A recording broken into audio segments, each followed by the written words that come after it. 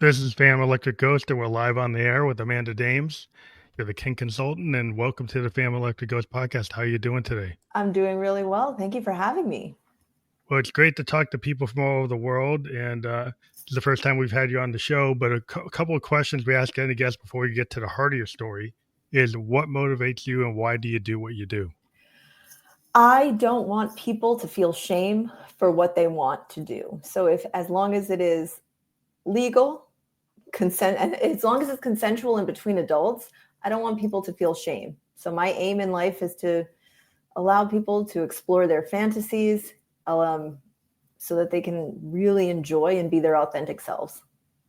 That's interesting because I've always talked to a lot of creative people who want to be able to express themselves, in a free kind of exchange of ideas, and it's the same kind of spirit of being a creative. And this whole show has been kind of built around giving creative people a voice and a place to talk. And so I feel that it's in the same space. It really is, because it's an expression of self. Kink is an expression of self. Any type of creativity is, and finding safe spaces for that, it feels like it's becoming increasingly difficult, even with the advent of social media and us all having a platform. It's sort of, I think, conforming seems to be the new norm. Yeah. Everyone wants people to conform. We kind of get conformed by the algorithms. My day job on software. And I've noticed algorithms are designed a lot of times by people who have certain agenda, certain mindset, right? So they look for keywords, they create word lists, and then suddenly certain ideas don't match their ideas. And because they own the public, if you owned the printing press back in the day, you had to get past that gate. You had that control, And now, like the ether of the net, it has a gate. You get these gates from these big companies that own the clouds, right? Mm-hmm. And if they decide these words don't fit their idea of what they want on their platform, they don't tell you. That's so true. And then you get restricted, and you get shadow banned. It's like, why?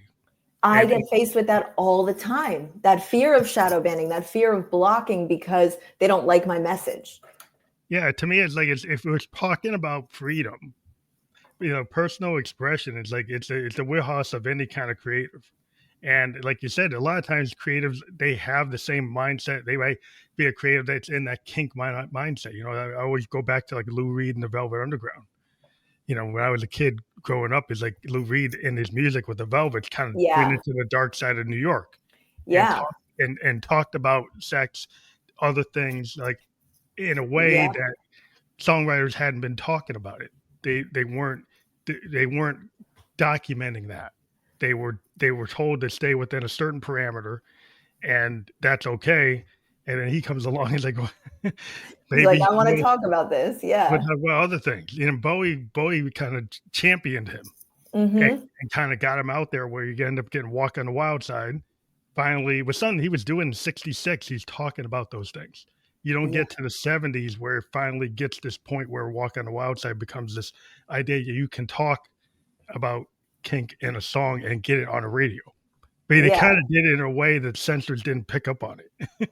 But what's really crazy is like we still like on social media, we're still in that space. It's like, oh no, the children might hear. And I'm not saying I want children to hear and understand all of this, but I want people to be informed. And if I'm educating, like that education doesn't just belong to people who are over 18. You know? Well, I think everybody has a right, to hear something if it's not going to damage you, like you're not putting out hate speech. Yeah, exactly. Yes. Because my whole idea is like some people feel it's like they rather protect the hate, and then the sex and the kink and other types of thinking, that's dangerous, but the hate's not. That's such a good point. Like and they encourage the hate. That's the other thing. They're like, algorithm is set up so that the comments I see are different from the comments that someone maybe on a different end of the spectrum might see, depending on what we're going to engage in and get more angry about. They're trying there's so much spectrum, people all over the spectrum in terms of what they see in their life as like what's acceptable to them, right? Like Yeah. what they can feel. And my whole thing is like, okay, if you don't like it, you could turn it off, right? You don't like it, you cannot look at it. Yeah. And you Yeah. want to control the public square and say, even though it's not my business, it's your business. It's like, what? Why is it your business? Yeah. Yeah, I know. That's But we'll get to the definitely. heart of like your story in terms of like how you got to this. Because I guess you were working like in a traditional type of job, and then you found your way into this. Maybe you kind of give Yeah. a backdrop, and then we can talk about what kink is. Or maybe Yeah, give the story. absolutely. So I always say I was born kinky. I knew that I was into kinky things. I didn't fully understand what it was, but I knew that I was into something different from a very young age. I was obsessed with spanking and would try and organize kid games where we'd play house and someone would get in trouble and get spanked. And I did that a lot. And as I got older, I realized, oh, this is kink. It's sort of sexual.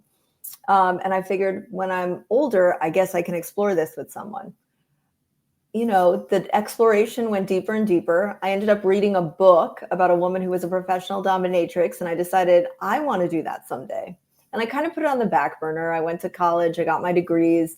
Then I moved to New York City, and I got a job at the Wall Street Journal, and I was training their customer service globally, and it was an amazing job.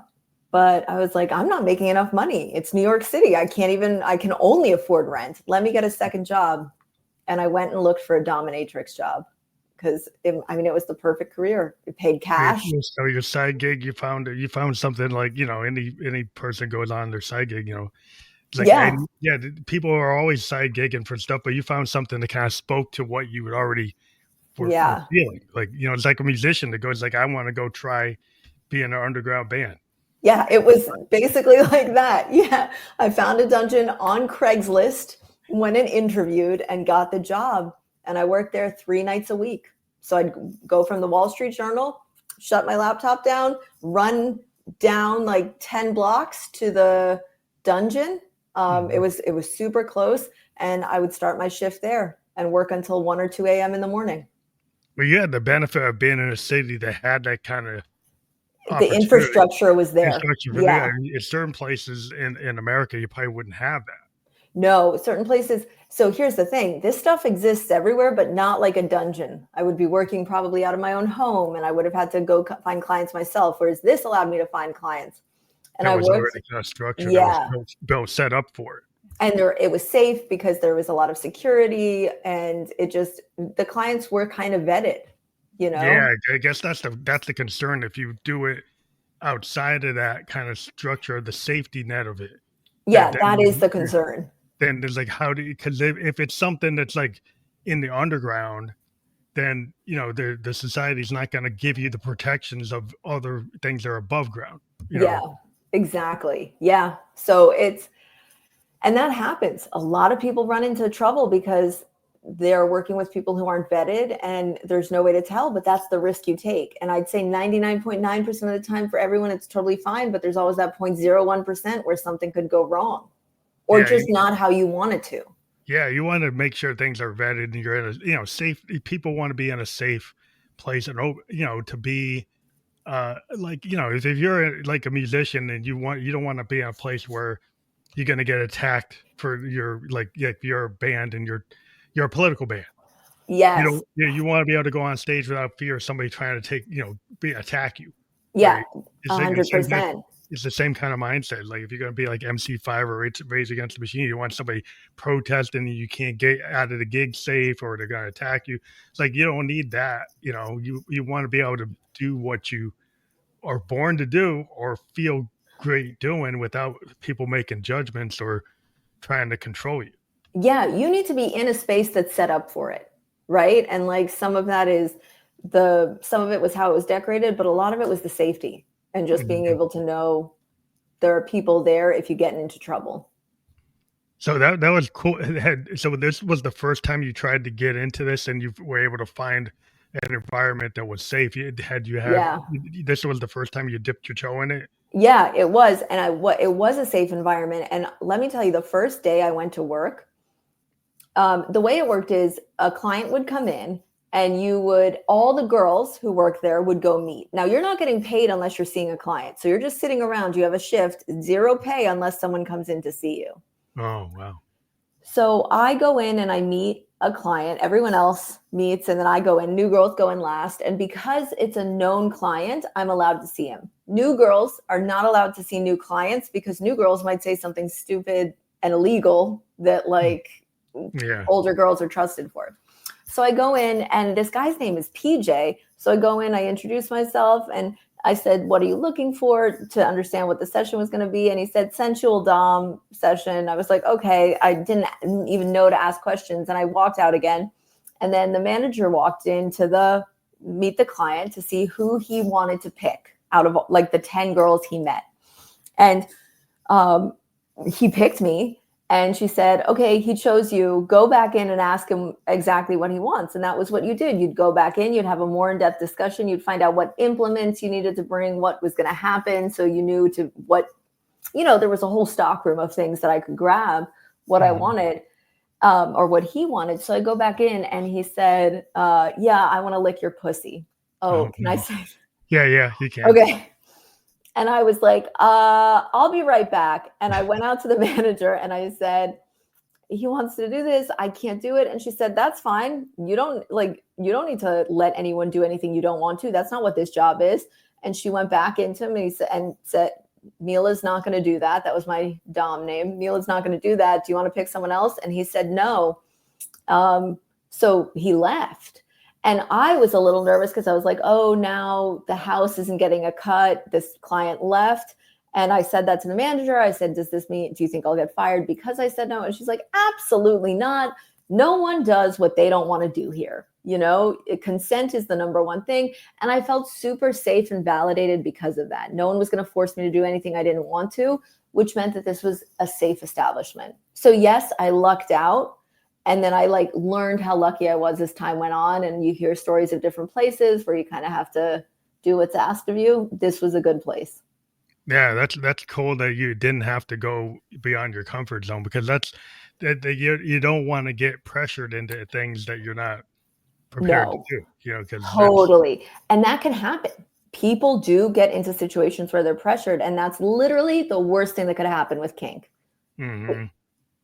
Yeah, it's like moving too quickly is not a good idea.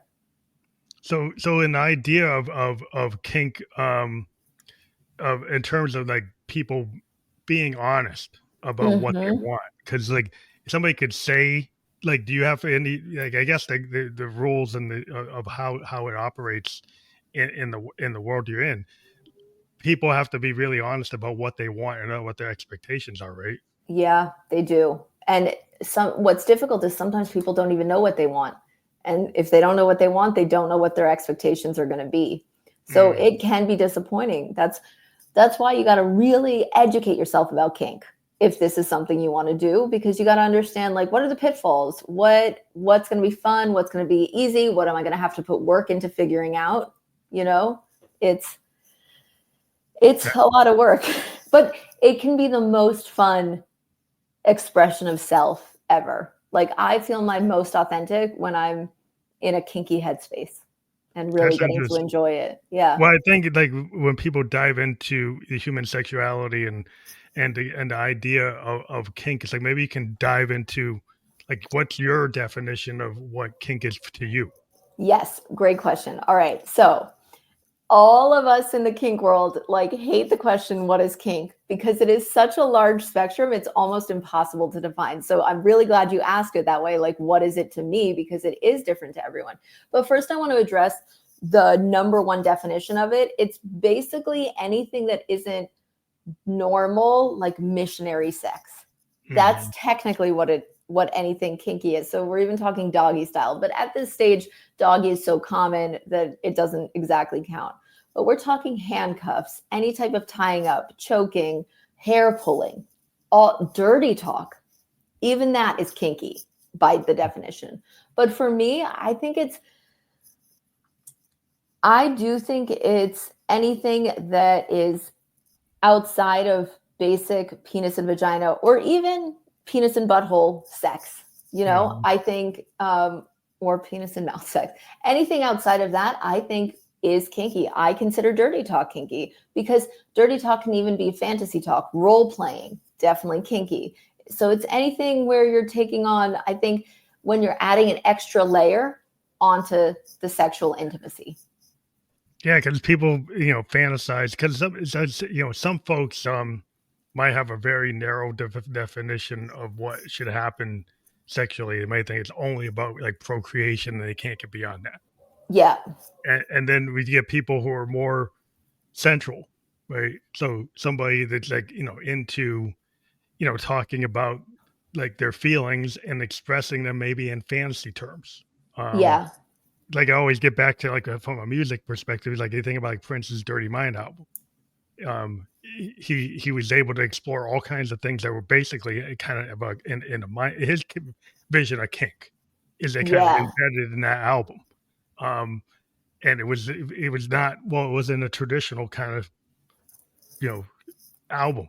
Yeah. The funk had kind of talked about that roundabout way, but he went at it like direct in terms of like the content of the songs. Yeah. It's and that's for him. Yeah, like it was him. Yeah. It, because also, do you know there's a difference between a kink and a fetish? I don't know. Did you know that? So a kink is something that's a nice to have. It's an add-on. It's like a cherry on top. Like, oh, let's have some fun. We'll add some kink in. It'll be a little spicy.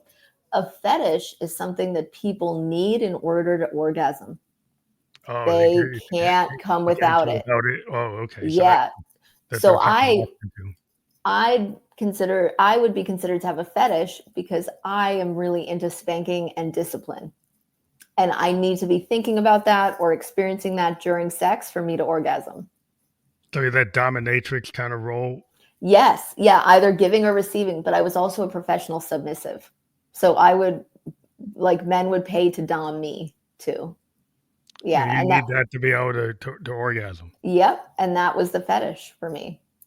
Yeah. So not everyone has that. It's only a small fraction of kinksters, as we call ourselves, people into kink, but it does exist. So that's even on the spectrum as well. That's why it's such a wide range, because it's not just what people consider kinky. It's also how much it's needed. Yeah. Because I mean, that's part of your human sexuality, is the need to be able to have a sexual like life. Yeah. 100%. And that kind of goes toward like whether people think, some people might be very narrow-minded and they don't actually think in those terms, but they don't think in terms of sexuality being part of human behavior. They want, like I said, it's all about just procreation, right?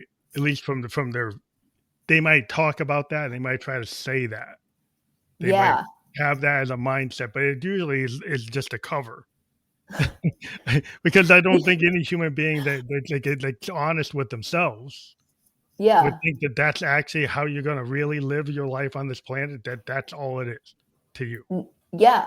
In fact, if you do really believe that, I would consider you, if someone told me that sex was just for procreation, I would ask them if they were asexual, meaning that they had no desire for sex, because a lot of people who are asexual will only have sex to procreate because they want children, but they can live without sex completely. They have no desire for it. But it doesn't mean that they don't want intimacy and closeness with someone. Mm-hmm. It's just that traditional sex is not what they're looking for.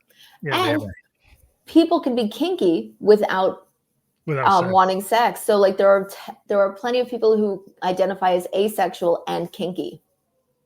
So how does that work in the situations you're in? Like, do you run into a lot of people that are asexual kink practitioners? There are a lot of kinksters who are asexual, like more than I'd say I would meet in the non-kink community, but it's also a community where we're talking about our sexual orientation and our preferences. So it might just come up a little bit more, but how it works is they're just into maybe some impact play or power exchange without the actual sex.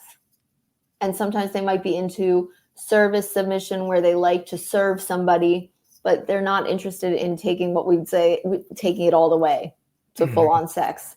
the intimacy for them and the connection within the dom sub space is enough. Do you find there's a lot of people? I mean, what percentage of what you have to in your practice is that in your day? So I have very few people who are asexual. In fact, what I've had is people who say, I think I'm asexual. Can you help me figure it out? And most often when I get to the root of the ones who come to me, they are not asexual and there has been some trauma that they need to work through. However, with that said, I have spoken to plenty of asexual people who have zero trauma. I just recognize if they're coming to me, I think what's happening is they already have an inkling that they're not asexual, but they haven't experienced sexual desire, and they want to figure it out. So I help them with that. Is it a lot of times you run into people where maybe in their kind of double life where they put themselves in a kind of a box that actually isn't really true? Like it's not, they're putting up a facade, and they need to find their real selves. And is their real self the kink self? That's a great question. I think that a lot of times our safest space is not being in our authentic selves. And that's a self-defense mechanism. It's a protection for us, because if we're not being our authentic selves, then our authentic selves cannot be rejected. Okay. So I think that if we know that it's not normal to be kinky, it's really easy to just deny it and push it down and push it aside. And that happens a lot. And I think that by the time people come to me, what I hear a lot of is I get a lot of men who are 40 or between 40 and 60. And what they've been taught their whole life is their male primal behavior is not welcome and it scares women. And that is a general message. And I do think that can be true. But with negotiation and consent, there is space for that sexual energy. And I get a lot of men who want to be dominant and have always wanted to be dominant, but they were taught that was wrong. Mm-hmm. And then I need to work with them to undo the years of programming that told them what they want is wrong. So that's something I do a lot of. Yeah. So does what you do help with helping couples explore BDSM? Yes. Because that's part of what we were going to talk about. Yeah. I think we're starting to seg into that. So in this space, do they eventually take that back to their primary relationship, or is it just something that they explore with you? Love this question. So what I do as a coach is, if my sessions are in person, it's always fully clothed. I teach people how to be dominant or how to be submissive, and I will teach them techniques. I will teach them what to say in ways that are authentic to themselves. I will teach them how to get into their submissive energy or get into their dominant energy. What happens when couples come to me is one of two things. It's actually one of three things. Number one is they're both interested in exploring it, but they don't know where to start. Or they're in it, but they haven't scaled it. They do it a little bit and they want it a little bit more. So that's number one. Both people are into it. Number two is one person's really into it. The other person is curious, but nervous and wants to do it right. So they bring me in as a professional to help them on their journey. The first group that I talked about, they really know they just want a professional to help them on their journey because they want to be better. They want to go deeper. They want to explore more. And they're like, we know there's a world of information here that we just aren't aware of. And they want guidance. The second is usually someone who's lacking confidence in exploring it. So I help them get to know their partner better. I help mediate what they both want and sort of develop a strategy for them to explore kink together. The third group, and I do not see both partners in the couple in this third group often. One person is really into it. The other is not into it at all. And it's about figuring out, can they find a bridge to connect with each other? Or does one of them actually need the kinky person have to either accept it and sit with the disappointment and process it, accept it, and they open their relationship so one person can explore kink? Or sometimes the person who's against kink will try and sometimes find out that they actually enjoy parts of it. So those are, I'd say, the three groupings I put people into for couple sessions. Do you actually see a lot of couples, or more people are single? Early on in my career, I was seeing a lot of individuals and single people. But as time went on and I developed more of a strategy, I realized I can't really do good work with only one person. So now on the consultation call, I get to know what's going on with their partner, how interested their partner is. And from the beginning, I introduced the idea that maybe they should bring their partner in as well, or talk to their partner about it. And I always encourage people to tell their partner they're talking to me. So it doesn't come as a surprise. But yeah, now I would say I'm trying to think, I'm 50-50, 50% couples, 50, you know what I'm realizing? The way I do it is I see the couple together, and individually. So I'm probably, I'd say more 70% couples, or seeing individuals that are part of a couple. And then 30% are single people. Wow. Is that a change from when you first started?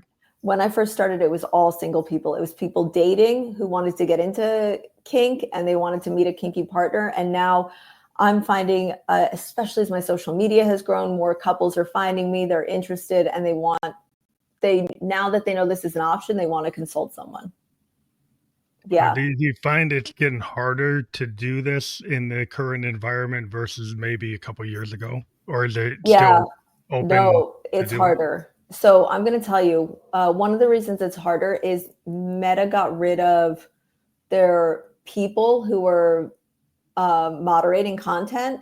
And when it's left to a computer doesn't understand if sex is being talked about as in sex, or if it's being talked about as in sexuality studies, That's the problem with AI. I mean, I'm in tech. My day job is tech.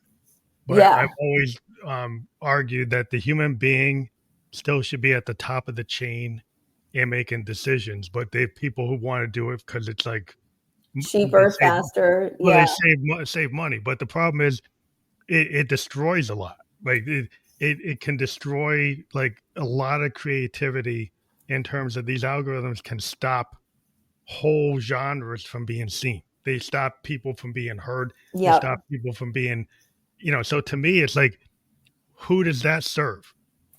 That's a great question. Who does it serve? If progress is supposed to make things easier and access more open, and then you've got processes that are actually suppressing. Yeah. Like shadow banning suppresses content for what reason? And nobody can find like, well, who's running that? Yeah. Who's making the decision as to what is acceptable and what's not acceptable? And so like in a free society, it's like, well, how come we can't find out who's suppressing the content? Because like it seems like you're providing a very open-minded, expansive way of thinking about sexuality and kink and ideas that some people might not dig. That's fine, they don't dig it, but they shouldn't control the public square in terms of like, okay, if you don't like that, you don't have to deal with it. But why do you want to suppress it from everybody else? And it's a great question. And the only positive thing, the only silver lining I can see about this is I'll never be out of a job because technology and AI, they don't want to touch this stuff right now. And that slows down their understanding of the nuance of it. And there is a lot of nuance in kink, but talking to couples, and I know a lot of people who use ChatGPT or other AI as their therapist. Good luck with the kink side. It is not. I don't know what to do with that. It's not trained on that. No, it's not. And even, I've used it. I've like put things in and it just doesn't understand. Like it doesn't understand what a financial dom, like a fin dom is. There are certain things that it just doesn't get. But it wasn't good. If you don't train it, it's not going to get it. Yeah, exactly. That's the problem. Like who makes the judgment on what it learns? And it's a scary thing. So there needs to be people, because the internet is already censoring so much. Like we're talking about. It's an opportunity. This is where an opportunity lies, because where there's a lack, then you could eventually say, well, why if we build a cloud space where that's allowed? What if we train our machines on what's real, right? And don't suppress things and allow other ideas. So not that I want that to take over human ingenuity, because I'm an artist and I don't think AI should be writing songs. No, because I'd rather play a piano or a guitar or bass or something, right? I don't think it should do that, but that's my opinion. Somebody might think it should, but I just feel that the connections that we make is like a human connection is really the primary thing. And I guess since COVID, people got, they were scared to go out. They were put in lockdown. And then we have all these controls through the, internet. Yeah. How do you get your message out outside of the cloud ether space? How do you do this? Because people, is this the word of mouth? Yeah, I think that word of mouth. So finding one of the things about the kink community is it is a community that meets in person, because for a lot of people to explore this, they need to meet with other people. So parties and stuff are set up, and you can find out about these events and go to them. And the one thing I do want to say that there is AI for fake boyfriends and girlfriends who are dominant or submissive, right? So it does exist, but this is not the authority on what is safe, consensual, sane. Well, it's not human. It doesn't have the human spark to it. It's kind of whatever they trained it on. So it's limited. And it's going to be more of the erotic romance version of things as opposed to the reality. And that's why the community is so important, that in-person thing. Like you're talking about how you want to touch a piano, you want to play a piano, pick up a guitar, right? Mm-hmm. I want to hold a flogger or a little whip. Yeah, it's your human experience. I mean, it's to me, it's like every human being has a unique way. Like as a creative person in kink, right? You have the way that you do it. It's probably different than anybody else. The reason why somebody would pick you versus somebody else, right? Because they find that every human being has a way of doing something that no machine, no robot, no AI can actually do. It can try to do it. And it might approximate something, but it's never going to be a human being because it doesn't have your life experience, doesn't have all the things that have happened to you that you're subconscious. It's not sentient. Yeah. So it can't do that thing that humans can do. And people try to act like it can because it seems like in some cases, it seems like, it's stepping in. Maybe it's there. It's like, no, it's not really there. Yeah, I know it's not really there. Exactly. Because you can train something, but it just doesn't come in with it doesn't have the same energy because it has no real energy. It's a vibe. Well, it's like it's a vibe. It's heart, spirit, soul. That thing that's the soul, a machine can never have a soul. It doesn't have a heart. It doesn't have spirit. No. So it can approximate as close as whatever you trained it on, and it could get into some loops, and maybe people could be happy with that loop. But, it's never going to be what you are as a human being. It's like it can't do that. It's like why an actor, somebody's going to always want a real actor, a method actor, or somebody knows what to do with their eyes, knows what the nonverbal things that a really great actor does without even saying anything from what they do with their movements. Yeah. I would think that kind of acting capability that when we talk about in film, like in real life within your space, isn't that part of what you bring to the table? Yeah, it is something it's definitely something I bring to the table as a teacher too, who teaches other people. It's interesting though. I've heard some really good feedback about these AI trained DOMs and subs, right? Mm-hmm. But it's that thing that there's no real person behind it. And I think that's always going to play on your mind. Yeah, as much as you enjoy the fantasy of it, it's not real. Yeah, I think people are always going to want that human, like if you get into a situation where it's a human connectivity, like you're in the room with a person. Yeah. Now, when we get to advanced robotics and androids, someplace 20, 30 years from now, maybe they get close to like a data level, like Star Trek level type of thing. We're not there. We're not in that space. So we're not in this place where we can synthesize like Blade Runner and Android like that. And that whole science fiction movie had like, androids that seemed like they were human. But we're not in that space. And I would like, why would you want that? Don't you want the human connection, or do you want to just be so controlling that you want a machine? I don't know. So what I always think about is the haptic suits. Okay, can we just talk about that for a second? Like, so I often think like if I had a haptic suit and I enjoy being spanked, and this suit could give me that same sensation of being spanked without a real person, mixed with the AI DOM, how would I feel about that? So I'm like, I wish I could experience that just to know how far close it is, from how how close it is. close it is, or Yeah, how I far. think it's probably not as close as a real thing, but getting Definitely closer not, all but getting there. And yeah. it's almost something I can't speak to because I've never had the experience. But I know for me, the human connection and the mind play, the Well, I think mind a fuck. mind, I guess that's the sentient thing again, it's like Yeah, your yeah, mind and your personality. yeah. AI could try to replicate somebody's personality, but it's human brain is so the human brain is the ultimate computer. No computer that exists on the planet today, no matter how big supercomputer we have, can match any human brain, right? Really, in Yeah. capability. So that's still not there. So, and that's where we're talking about this esoteric thing, Is right? that because we're so nuanced that it can't Yeah, match we're our very. brain? I think there's a lot of subconscious. 95% of the brain is subconscious activity, right? So there's Yeah, stuff that's going on in our subconscious, and then yeah. there's stuff that we're doing in our conscious mind. And then a lot of things that people do is coming from like this kind of dream state or waking dream in the subconscious. And so there's all these things. And the more you can tap into that subconscious, the more you could break through some barriers. And then if your real subconscious is like you're a kink, but you're suppressing it, but it's in your subconscious, it's there. And then you tap into it, Mhm. it would come out. So people give themselves permission structures, and some people don't have permission structures. So they stop themselves from achieving or doing things or being who they really want to be. People are more tapped in to lowering those barriers, Yeah, yeah. then they'll be probably more respect. And I think what you're doing when you're talking about your kink, it seems like you're getting rid of some of those barriers where people are actually tapping into their true self, which is in the Yes. self. Yeah. You pretty much nailed it.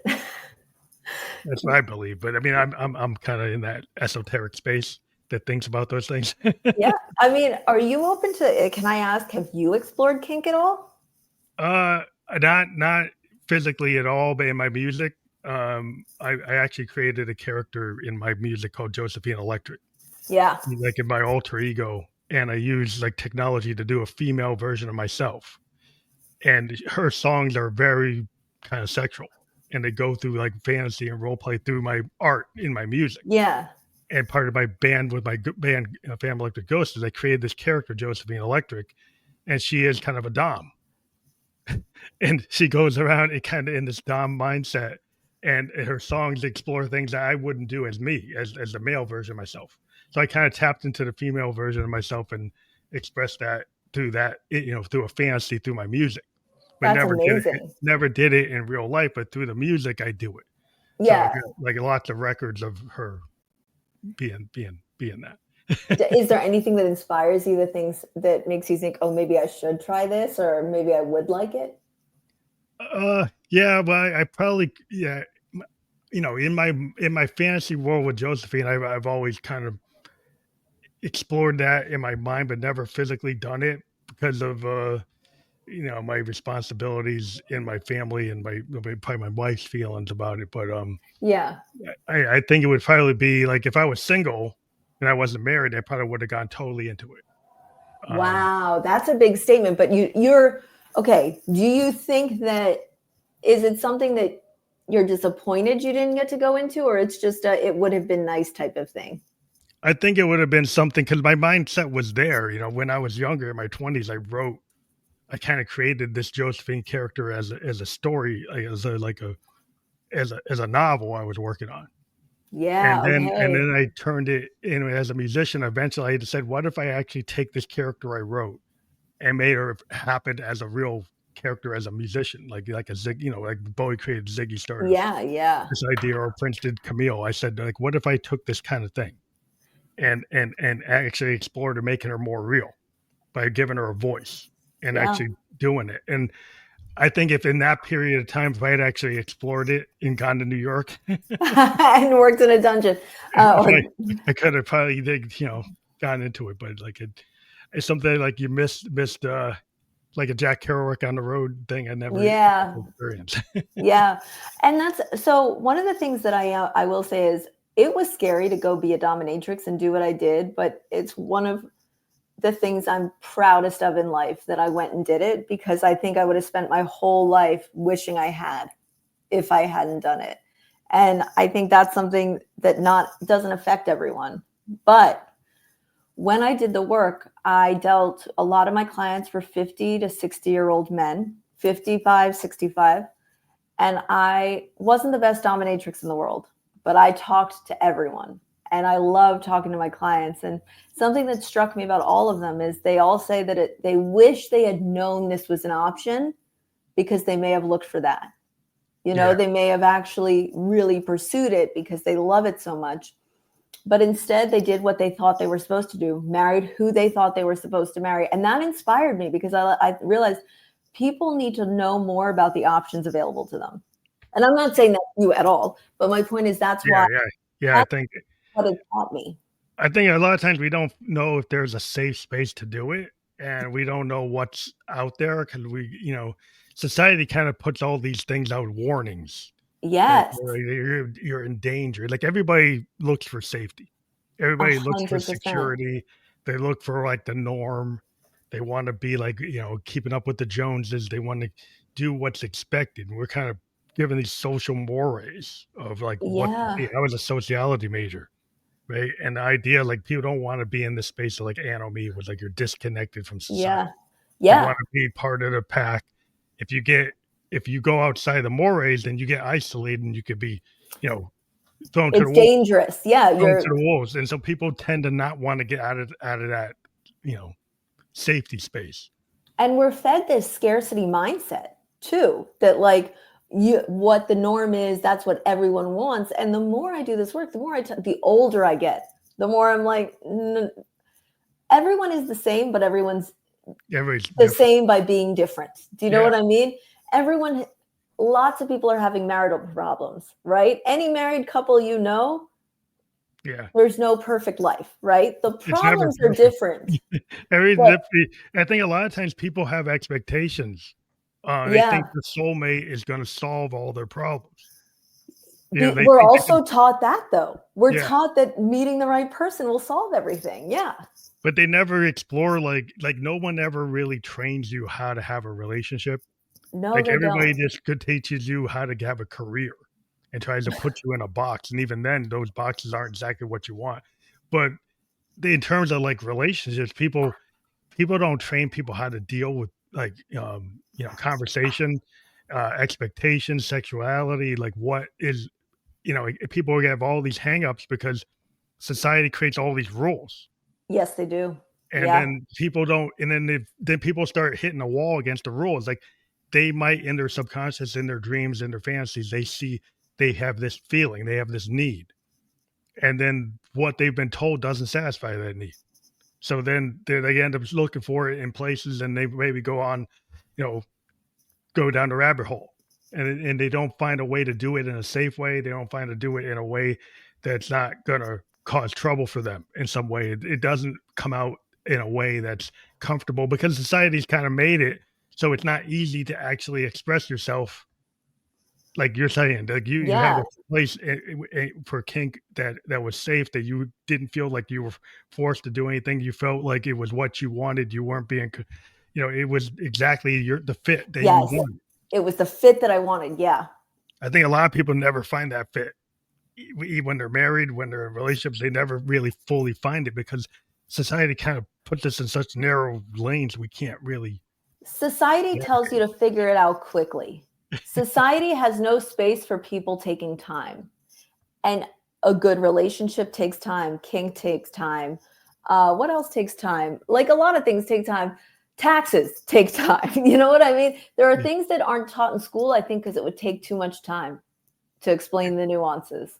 Yeah, nobody knows. It's like everybody goes to outside of their medical profession to, like, people who are life coaches, therapists, and all kinds of, like, BetterHelp and all these things. People are finding things outside the standard structure, because the standard structure doesn't work. Right? No, it doesn't. It works for small group. So, and that's the crazy thing. It's a mind fuck, because what we're saying is like, okay, it works for a small group of people, but somehow this small group of people we've been told and taught this lie that that's the majority. Yeah, or it's not. that's normal. Yeah, But because really most what it people. is, it's simple. It's the simple as opposed to the normal, or they're Yeah, just how talking many about how the many simple. marriages end up in divorce? I mean, how many people are? 50% still. Yeah, people. How So are we still that high? because it's Yeah. not work. Because what you're not really getting married for. Like, is that really the right person for you? Right? You've been told to do it for financial reasons, for Or by a security certain reasons, time. Yeah, a for certain time security. for biological reasons, because you got to have children or whatever. People are being forced into a box, and what if that's not the path? Yeah, Right? I it's so true. It's so And true. We're not taught. And I think that we're all trying to get better. And definitely there's an older generation of people who haven't have kids, who didn't get married young, who are trying to teach the younger generation, like, oh, take your time, don't worry about it. But then equally, we have a whole, and I don't want to get political right now, but I will say there's a whole political system right now spending a lot of time trying to figure out how to make people make more families, yeah, and that's but more and that they don't, heteronormative.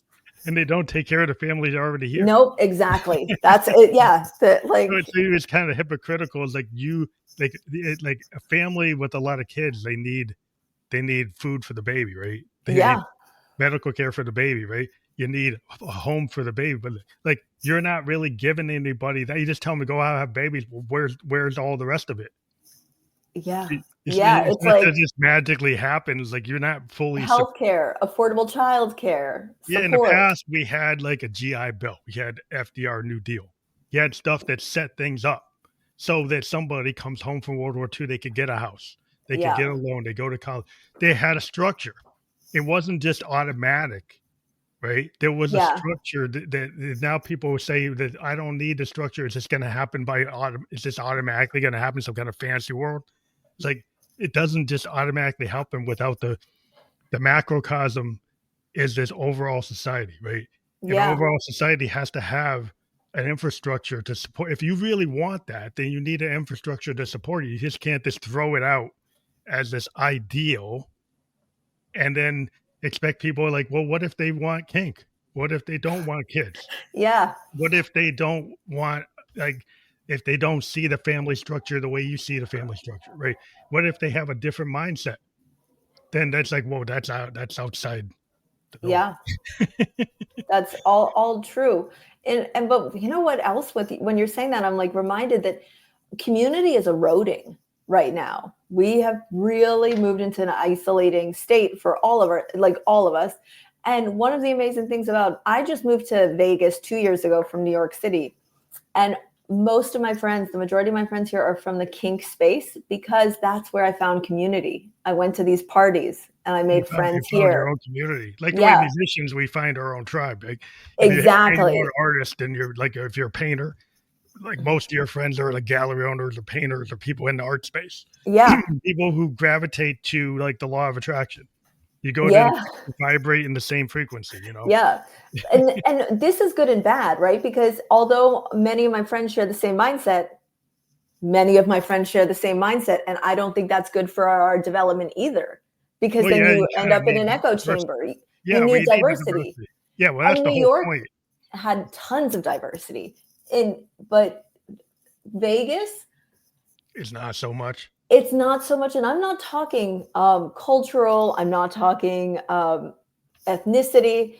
I think I'm talking community diversity. We Mhm. all, and again, it's like how we started this conversation, the algorithm. The algorithm is just showing us stuff. I haven't discovered new music on Spotify in months because the algorithm is so good. It just Well, knows it what I just want to gives you hear. what you think you want. And it's the same thing over and over again. And That's that's my what the internet has done too. Yeah, it's really hard to be my whole point with music is like I deal with the people in the underground. So I always like to talk to bands that are emerging, underground artists. The algorithms don't really support that. It used to be, I'm a child of the 70s, right? I grew up in that time, but you had college radio, you had like local DJs that would push certain markets and get some scenes. Kind of like the scene people know that kind of immediately, like the Motown scene in Detroit. Yeah, yeah, Or you get the punk scene in Seattle, right? yeah, You have certain scenes that would create different markets. In Chicago had a scene, LA had a scene. Every city had like a major scene. And Yeah. you have this diversity from different areas, and then sometimes you get to these festivals. You get multiple bands, multiple acts, and people would go and not just see one type of band, right? They go see like like a jazz band, a rock band, a soul band, all at the same time, right? Yeah. Woodstock type of idea, right? You Yeah. see multiple things, but everybody are so narrowly focused. It's like I gotta go to EDM festival, I gotta go to hip hop festival, I gotta go to rock festivals. I gotta be so segmented that there's Yeah. no cross pollination, and the cross pollination is really where things happen, you know.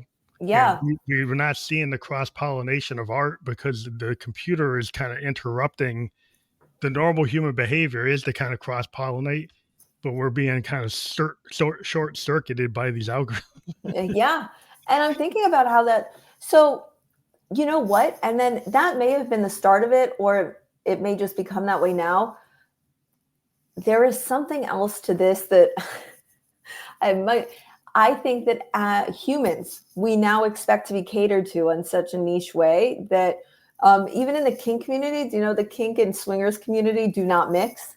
Oh, they don't. So no, and you would think like, oh, open-minded sexual people, of course they're intermingling and talking to each other, but they're not. And the fundamentals are so different in how people view consent, which is very important. I'm not trying to say that I fall on the kink side where consent is even more important. You go to a swingers party, someone's putting their hand on your back and just like trying to flirt with you. You go to a kink party and someone says, "Can I put my hand on your back?" You know, Yeah, that's the difference. yeah, it's a difference. Yeah, so Yeah. people would not feel comfortable because it's like they have an expectation, right? Yeah.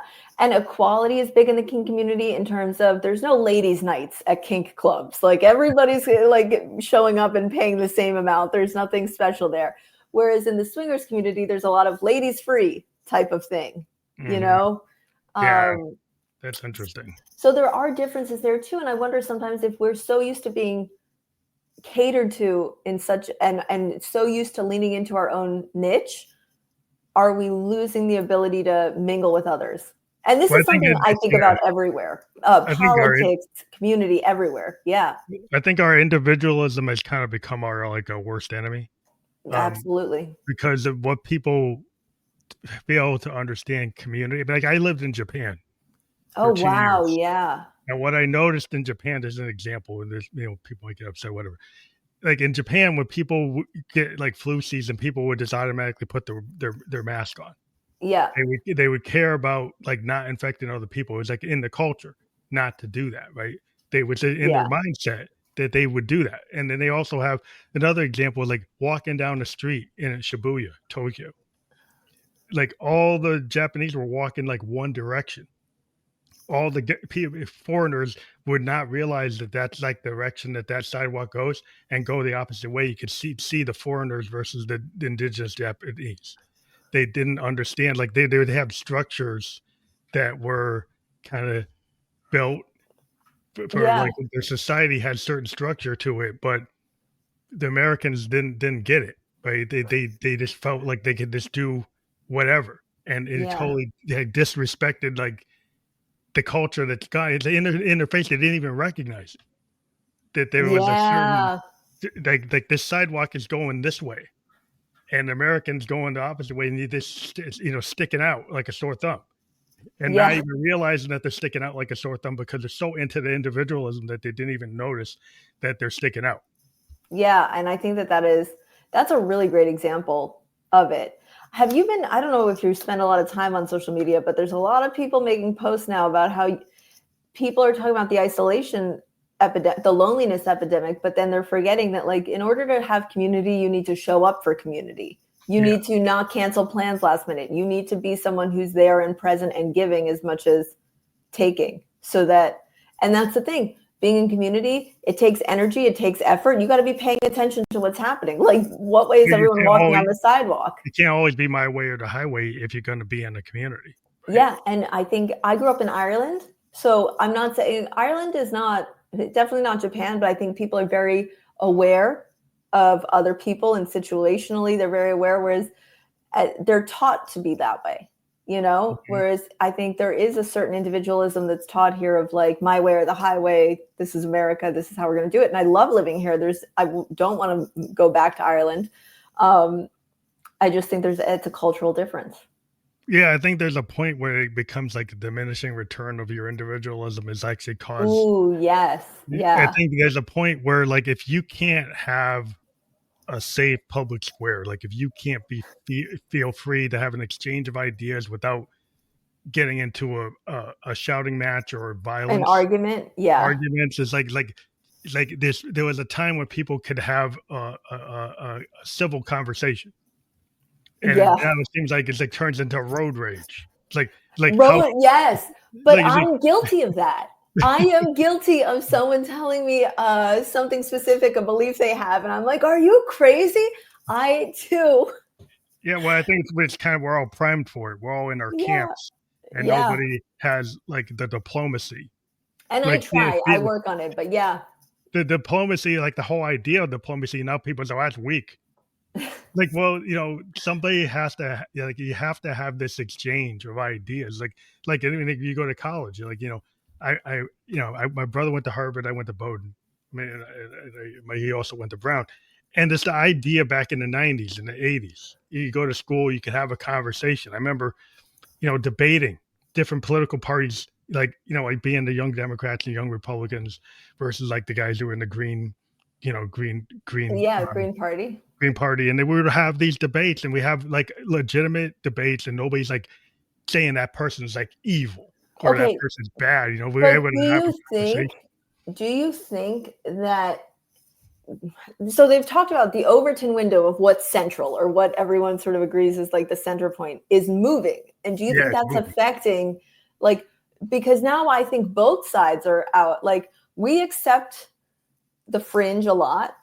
And I think that everybody's on the fringe. is everyone on the fringe or does it just seem like that? It seems like we've got very distinct camps, and some people is like, well, this is the problem is like, is that the only way? Like, there's some people always say, well, this is the only path, right? So it gets kind of cultish. Like it gets like if you get on a path, it's like this is the only path. So you could be on the left or right, and you could have a very rigid mindset. And if somebody goes outside of that mindset, like what if somebody goes is like, get a cancel culture type of person. And if this person says X, then you got to cancel it. But then on the other side is free speech, right? So then, like, well, so hey, are you in the ACLU, right? But then you canceled this, right? And so it's like which was it used to be that if you were a free speech person, like where you could accept that, like somebody in the Nazi party could say something, and they could still say it. That you don't agree with it, but they could say it, right? Now you actually saying you can't say it at all. Now, and I don't agree with what they're saying, but the idea of the free speech is that you can have both things happen, and they will have consequences for what you say. Free speech isn't without a consequence. Just because you say something doesn't mean there isn't a consequence to what you say. I think the people have lost the full picture of it. Okay, but what if the consequence is being canceled? I guess it's the movement of canceling people that's new. I mean, we get canceled on both sides now. It's like you get canceled on the left and the right. Yeah, you do. Do you know who's going through that right now? Target. Target was canceled by the right. Now they're canceled by the left, and they're suffering. They go either way because it's probably hard. It's hard to get to that middle overlap. You get the two circles together. Like, where's the media? It used to be Americans like to be in the middle. Now they're kind of going into like the scattered or the outer join. It's like going outside of it, and they're not finding that common ground. And the common ground is kind of where, like, our politics always was kind of in the middle of a common ground. But from what I understand, we actually are still all in the common ground. There are just these hot button issues that get fired up and get people fired up. Well, I think sometimes people don't actually understand their own interest. Right. So they vote for something that's outside of their own interest, and then they don't fully understand what they actually, selected. And then the other side will try to convince them that they don't understand their own interests. Like, so that argument works both ways. It's like, each side is telling each other. But yeah, I don't disagree that we're not sure of what our own interest is. Okay. Yeah, I think that's what it comes down to is that people, like, if somebody was taught that kink is, they can't like kink. Like they're told they can't like it. because it's not normal. It's evil. That's what people do get taught. Yeah. Yeah. Then if they try to go to the other camp, like everybody in their camp's going to say, well, you sold out. Yeah. Or you're doing the wrong thing. You're being bad. Yeah. So then it's like, well, how do you live in the middle ground? Well, like you are on one side and now you're on the other side. Now you're kind of in the middle and now you accept it. Are you on, how do you live in that world with balance? It's like there's things are out of balance because like people should be able to have like a light bulb moment in their life and say, oh, I thought this and now I think that. Yeah. But it doesn't mean I hate everybody. They things like that. Yeah, it doesn't mean that's like a really good disclaimer. Like, it doesn't mean I hate everybody now. It's just, I have a new thought. Yeah. That's the problem is like people think, oh, well, you do hate everybody. There's a culty mindset to it. Yeah, but this, Phantom, this has been great. Yeah, it always goes like every different direction. It always goes, we just like to talk. Where we get people to have exploration of ideas that maybe aren't typical. Yeah, I loved it. Absolutely. Because I think like there's so much of it that applies to kink. I love that because it's like our topics of conversation, I could apply it to kink so easily too. Yeah, just in terms of there are gatekeepers, there are different thoughts. Mm-hmm. And then a lot of time we even, I always compare it to church when I talk about kink. I say it's kind of like the Christian religion. There are lots of denominations. There's Episcopalian, Lutheran, Catholic, and then people and it's all very close to the same thing. But people are they'll go hard on what they think is right. Yeah, because you said like I asked you like what is your vision of kink? Yeah, because like you said, people don't want to just be asked like what is kink because everybody's definition could be different from their own experience. And it's so when you have something so varied. It's in human nature to want to pin it down. So people want to say, I want to know the X is X and, Y is Y. But sometimes it's like there's a lot of different colors, like in genres. It's like people want to know a music genre, right? Yeah. And if you're a band, he's like, well, I could say I'm a jazz band, but I also like punk. So sometimes I might play something that's grungy or like a punk song. And other days I might make something's like, Herbie Hancock. So doesn't mean like the day somebody sees me playing Herbie Hancock, they say, well, he just a copy of Herbie Hancock. But then if they didn't see me the other day, I was playing like a punk song. So it's like, you don't really know who I am, but you're making a judgment, right? Based on one data point. That's the other thing. Yeah. Sometimes we can jump to conclusions. And it is human nature to pin something down. I am a huge fan of labels as a way to understand what to explore.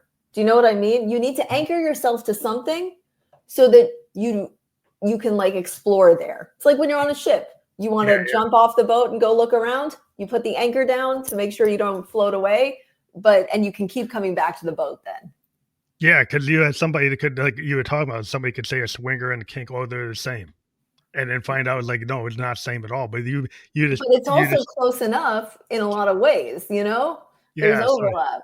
There's an overlap, but sometimes it's like the differences could be, like you said, somebody's touching you without your permission. Yeah. And that can be very, like, if you're not expecting that, like, it can be very jarring to certain people, but then you also have to understand, well, this is normal in this community, which is kind of goes back to the Japan example that you gave. Like, it's normal in that community for everyone to walk in the same direction, and you need to recognize what community you're standing in. Yeah. Sometimes there's like no, I think it's like you got to have this kind of idea of, situational awareness. Yeah. And I think sometimes we get people so caught up in their mindset or their ideology. There's no awareness to community. And so then there has to be a certain level of collaboration and understanding. And, you can't just be a prickly person and expect everybody to want to be around you. No, you cannot. And so it's like, well, you have a right to be prickly if that's what you want to be. But the consequence to that is there's a consequence to that you're not going to have all these people around you, and they say, why aren't they around me? Because you're prickly. Yeah. Like back to point A. You are prickly. But this was a lot of fun. Thank you. I wanted to let people know with AmandaDames.com. Yeah, if people You, are kinky or want to explore a little bit more, you can go to amandadames.com and you can find I have a freebie, Speaking Your Desires with Confidence. So if you're feeling that you have some fantasies you want to explore and you don't know how to bring them up with your partner, I have a freebie guide there. You can find me on Instagram at _Kink Consultant, where I give a lot of free education and just some funny videos about kink and BDSM, or on TikTok as all one word, the Kink Consultant. That's awesome. And that's fully clickable. We've just been live on Facebook, YouTube, and Twitch. And we'll be on other podcast channels like Spotify, Apple Podcast, iHeartRadio, Amazon Podcast by tomorrow. We create a landing page. And on that landing page, people will be able to pick out which platform they like. And we also do some clips that we'll be putting on our Instagram channel and our TikTok and YouTube shorts. Amazing. So thank you. Thank you. Can't wait. And I'd love to come back again. I had so much fun today.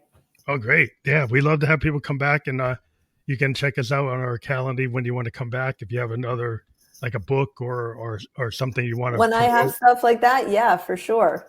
Okay. All right. Thank you so much. Well, have a good one. You too.